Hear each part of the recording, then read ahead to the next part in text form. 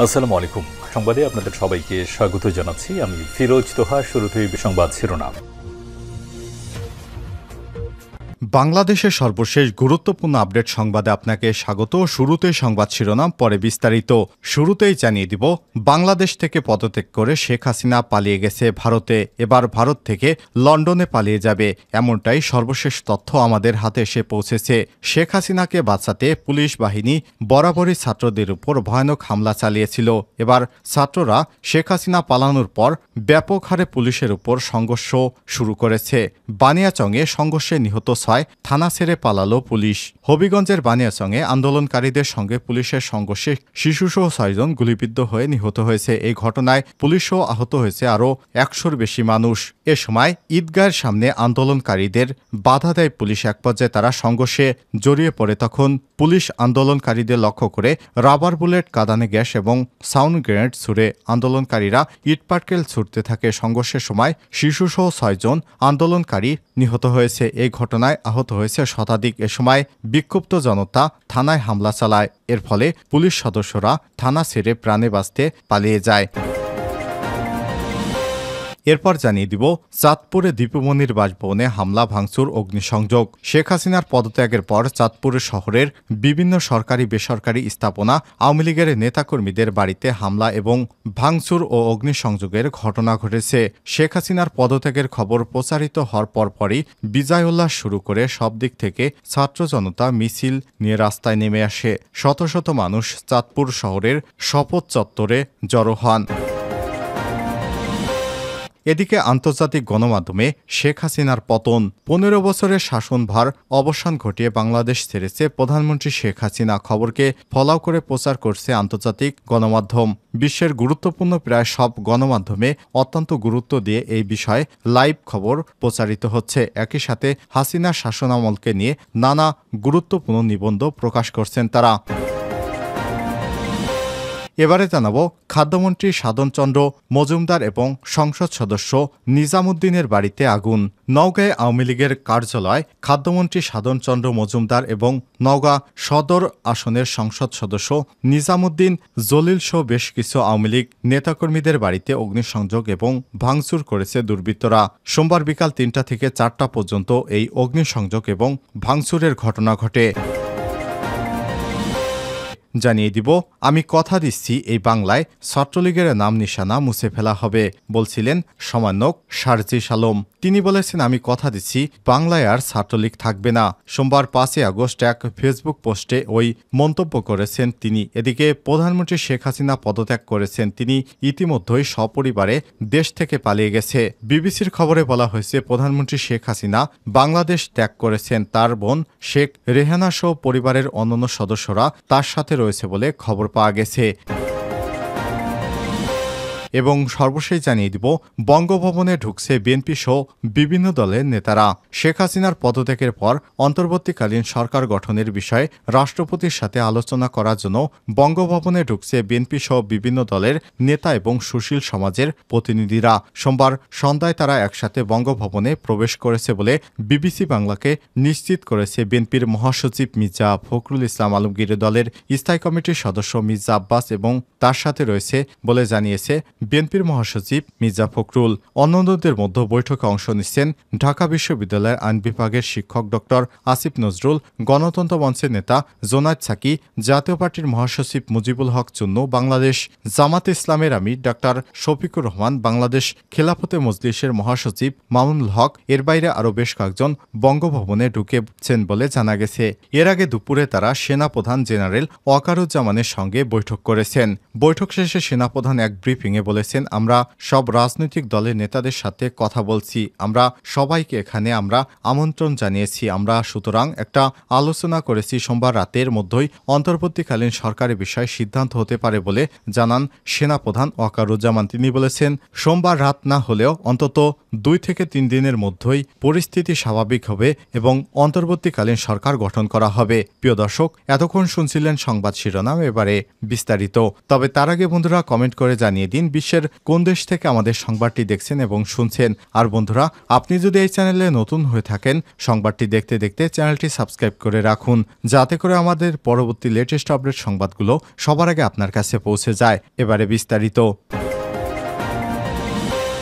বানিয়াচংয়ে সংঘর্ষে নিহত 6, থানা ছেড়ে পালালো পুলিশ। হবিগঞ্জের বানিয়াচংয়ে আন্দোলনকারীদের সঙ্গে পুলিশের সংঘর্ষে শিশুসহ 6 জন গুলিবিদ্ধ হয়ে নিহত হয়েছে। এই ঘটনায় পুলিশসহ আহত হয়েছে আরও শতাধিক লোক। সোমবার দুপুর 12টার দিকে বৈষম্য বিরোধী ছাত্র আন্দোলনকারীরা মিছিল নিয়ে বড়বাজার থেকে থানার দিকে আসতে থাকে। এ সময় ঈদগাহের সামনে আন্দোলনকারীদের বাধা দেয় পুলিশ। এক পর্যায়ে তারা সংঘর্ষে জড়িয়ে পড়ে। তখন পুলিশ আন্দোলনকারীদের লক্ষ্য করে রাবার বুলেট, কাঁদানে গ্যাস এবং সাউন্ড গ্রেনেড ছুড়ে। আন্দোলনকারীরা ইটপাটকেল ছুটতে থাকে। সংঘর্ষের সময় শিশুসহ 6 জন আন্দোলনকারী নিহত হয়েছে। এতে আহত হয়েছে আরও শতাধিক লোক। নিহতরা হচ্ছেন যাত্রাপাশা গ্রামের শানু মিয়ার ছেলে হাসান মিয়া 12, মাইজের মহল্লার আব্দুর নূরের ছেলে আশরাফুল 17, পাড়াগয়ের শমশের মিয়ার ছেলে মোজাক্কির 40, কামালখানি গ্রামের নয়ন 18, জার্তুকনপাড়া গ্রামের আব্দুল রৌফের ছেলে তোফাজ্জেল 18, পূর্বগড়ের ধলাই মিয়ার ছেলে সাদিকুর রহমান 30। মৃত্যুর খবর ছড়িয়ে পড়লে বিক্ষুব্ধ জনতা থানায় অগ্নিসংযোগ করে। বিষয়টি নিশ্চিত করে বানিয়াচং উপজেলা স্বাস্থ্য এবং পরিবার পরিকল্পনা কর্মকর্তা ডাক্তার শামীম আক্তার জানান, 6 জনের মরদেহ আমরা পেয়েছি। এখন পর্যন্ত সন্ধ্যা 6:30 পর্যন্ত মোট 62 জন ভর্তি হয়েছে।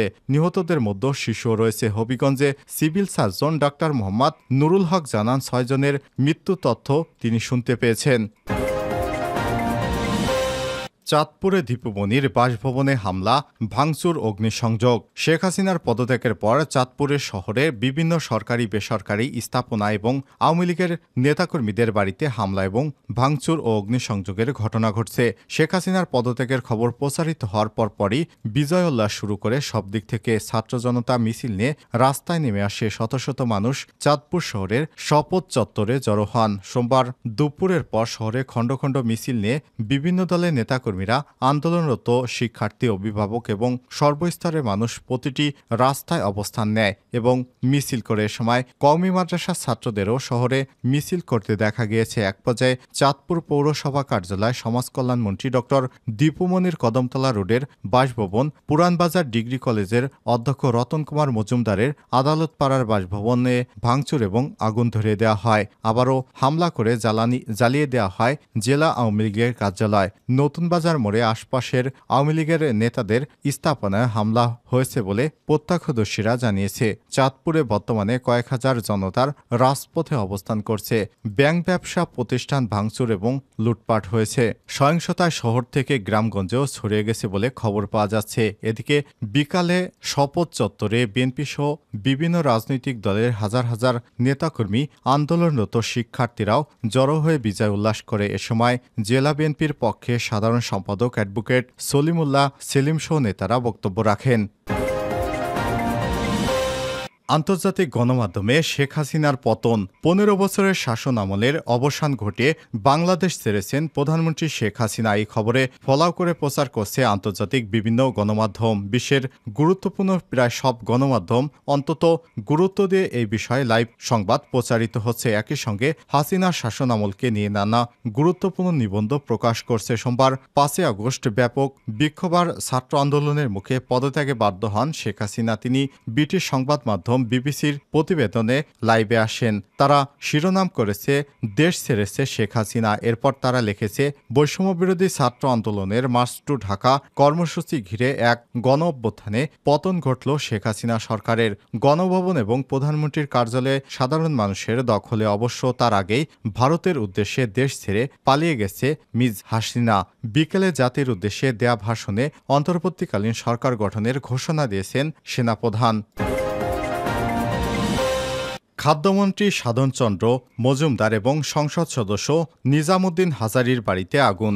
নওগাঁয় আওয়ামী লীগের কার্যালয়ে খাদ্যমন্ত্রী সাধনচন্দ্র মজুমদার, নওগাঁ সদর আসনের সংসদ সদস্য নিজামুদ্দিন সহ বেশ কিছু আওয়ামী লীগ নেতার বাড়িতে অগ্নিসংযোগ এবং ভাঙচুর করেছে আন্দোলনকারীরা। সোমবার বিকাল 3টা থেকে 4:30 পর্যন্ত অগ্নিসংযোগ এবং ভাঙচুরের এসব ঘটনা ঘটে। প্রত্যক্ষদর্শী সূত্র থেকে জানা যায়, বৈষম্যবিরোধী ছাত্র আন্দোলনের রোড টু ঢাকা মার্চ কর্মসূচি ঘিরে সকাল থেকে আন্দোলনকারীরা নওগাঁ শহরে কাজীর মোড় এলাকায় অবস্থান নিয়েছিল সেনাবাহিনী এবং পুলিশের কঠোর অবস্থানের কারণে আন্দোলনকারীরা সেখান থেকে সামনে যেতে পারেনি। তবে বিকাল ৩টার দিকে সেনাবাহিনী এবং পুলিশ সদস্যরা সেখান থেকে সরে গেলে আন্দোলনকারীদের একটি অংশ প্রথমে শহরের সরিষাহাটির মোড়ে আওয়ামী লীগের কার্যালয়ে ভাঙচুর এবং অগ্নিসংযোগ করে। এরপর শহরের সরিষাহাটির মোড়ে নওগাঁ ৫ আসনের সংসদ সদস্য নিজামুদ্দিন জলিলের বাসায় অগ্নিসংযোগ এবং ভাঙচুর চালায় আন্দোলনকারীরা। একই সময় শহরের পোস্ট অফিস পাড়ায় খাদ্যমন্ত্রী সাধন চন্দ্র মজুমদারের বাসায়